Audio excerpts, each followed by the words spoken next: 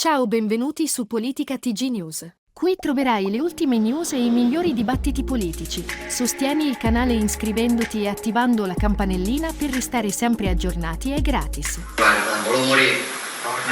Aspettate e ascoltate tutto l'intervento per capire bene l'errore clamoroso.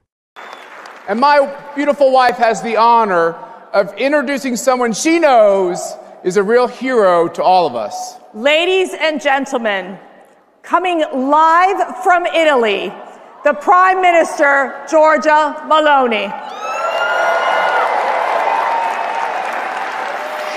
There she is. Thank you much. Thank you, Mercy. And good morning, Sipak. How are you? Thank you very much for this opportunity to greet you, your guests, and above all, the incredible people of CPAC. You know how much I value this gathering, and I couldn't miss this edition, even if only from afar. And today, I address you with the pride of representing as Prime Minister an extraordinary nation, that is Italy. A nation with a deep, unbreakable bond with the United States. And this bond is forged by history and shared principles. And it is embodied by the countless Americans of Italian descent who for generations have contributed to America's prosperity. So to them, allow me to say thank you. Thank you for being exceptional ambassadors for Italian passion, creativity, and genius.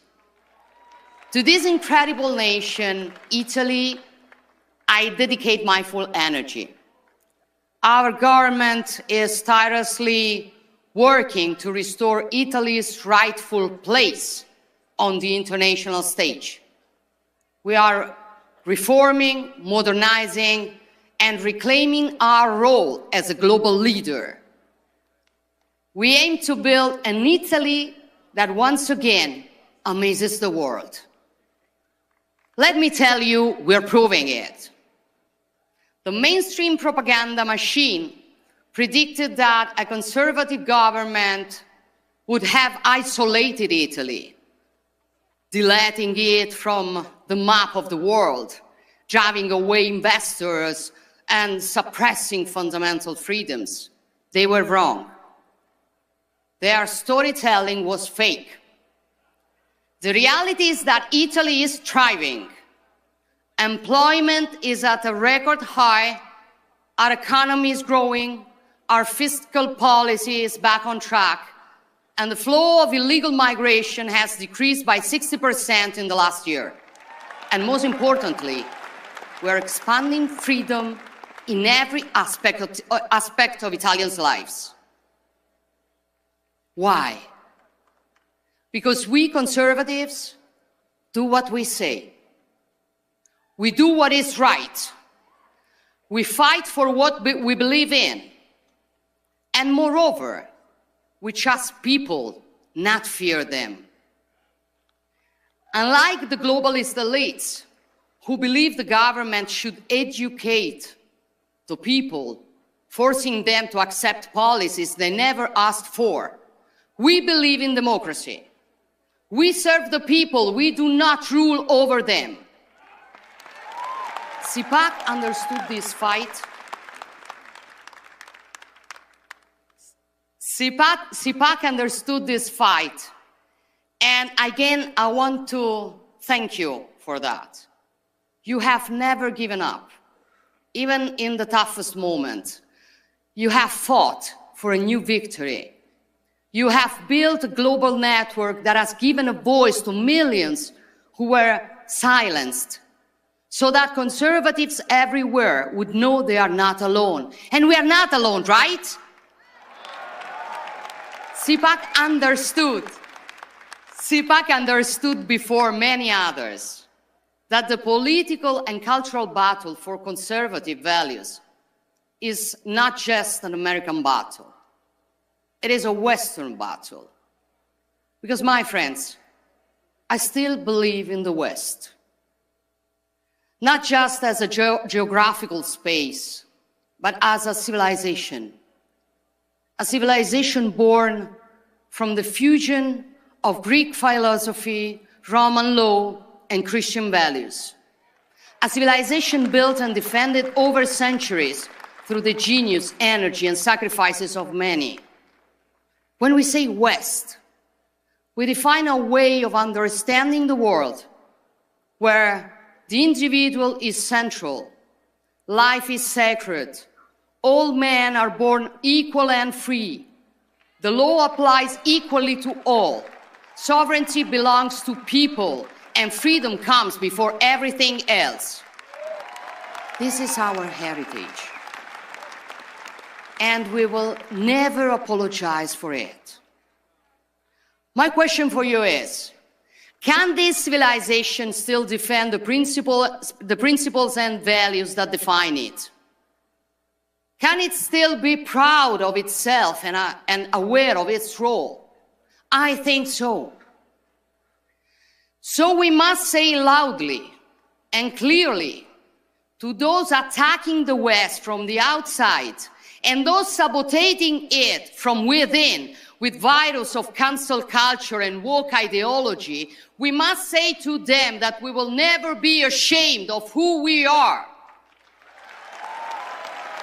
We affirm our identity.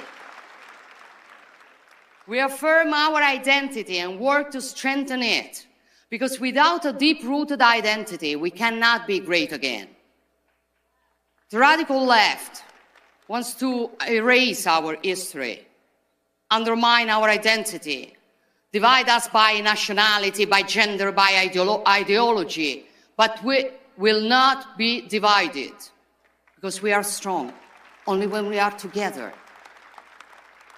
And if the West cannot exist without America, or rather the Americas, thinking of the many patriots fighting for freedom in Central and South America, then it also cannot exist without Europe.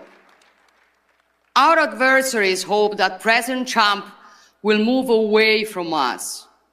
But knowing him as a strong and effective leader, I bet that those who hope for divisions will be proven wrong. I know some of you may see Europe as a distant or even lost. I tell you, it is not. Yes, mistakes have been made, priorities have been misplaced, especially due to ruling classes and mainstream media that imported and replicated in the whole continent the most reckless theories of American liberal leftism. These are the same elites who were recently outraged by J.D. Vance's speech in Munich, in which the Vice President rightly stated that before discussing security, we must know what we are defending. He wasn't talking about tariffs or trade balances on which we will each defend our interests while preserving our friendship. We don't need to say how interconnected our economies are and how the unpredictable results of a trade clash would play into the hands of other great powers. Vice President Vance was discussing something deeper: identity, democracy, freedom of speech. In short, Europe's historic role and mission. Many pretended to be outraged, calling for European pride against an American daring to lecture us. But let me tell you, as someone who is proud to be European, first, if those who were outraged had shown the same pride when Europe lost its strategic autonomy, tying its economy to autocratic regimes, or when European borders and our way of life were threatened by mass illegal migration, now we would live in a stronger Europe. Second, these ideas are not new for many of us. Brave European leaders have been saying this for a long time. I've said them many times before, even from the CPAC stage, urging Europe to rediscover its true and deepest soul, which has been sacrificed on the altar of wokeness, bureaucracy, and mercantilism. These are common sense ideas, now shared by a majority of European citizens, as election results have shown. So Europe is far from lost, and it will never be lost as long as conservatives remain in the fight. There is a growing awareness. There is a growing awareness in Europe that security is now the top priority. You cannot defend your freedom if you lack the means or the courage to do so. Throughout history, Europeans and Americans have shown they are hearers to Pericles' words. Happiness depends on freedom, and freedom depends on courage. We proved this when we stopped invasions, won our independences, and overthrew dictators. And we have done it together the last 3 years in Ukraine, where a proud people fight for their freedom against the brutal aggression. And we must continue today, working together for a just and lasting peace, a peace that can only be built with the contribution of all, but above all, with strong leaderships. And I know that with Donald Trump leading the United States, we will never again see the disaster we saw in Afghanistan 4 years ago. So, border security,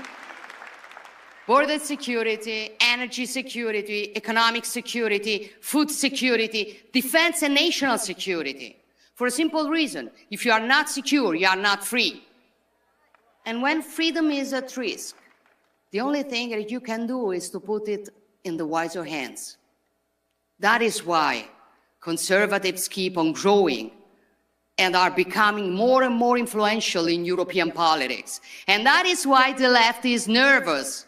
And with Trump's victory, their irritation has turned into hysteria.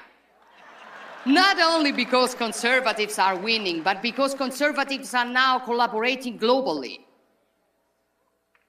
When Bill Clinton and Tony Blair created the global leftist liberal network in the 90s, they were called statesmen. Today, when Trump, Meloni, Milei, or maybe Modi talk, they are called a threat to democracy. This is the left's double standard. But we're used to it. We are used to it. And the good news is people no longer believe in their lies. Despite all the mud they throw at us, citizens keep voting for us. Because simply, people are not naive as the left considers them.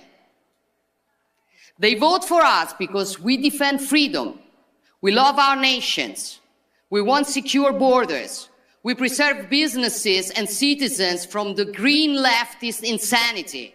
We defend family and life. We fight against wokeism. We protect our sacred right to our faith and our free speech. And we stand for common sense. So ultimately, our struggle is hard, but the choice is simple. Will we surrender to decline?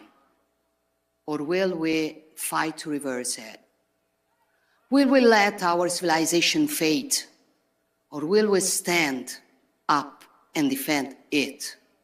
Will we leave our children a weaker world or a stronger one? Will we want the new generations to be ashamed of their roots? Or will we recover awareness and pride of who we are and teach it to them? I made my choice long ago, and I fight every day to honor it. And I know that I'm not alone in this battle, that you are all standing with me, that we are all standing together. And believe me, this makes all the difference. Thank you all. Thank you all. God bless you, and God bless the free nations of the world.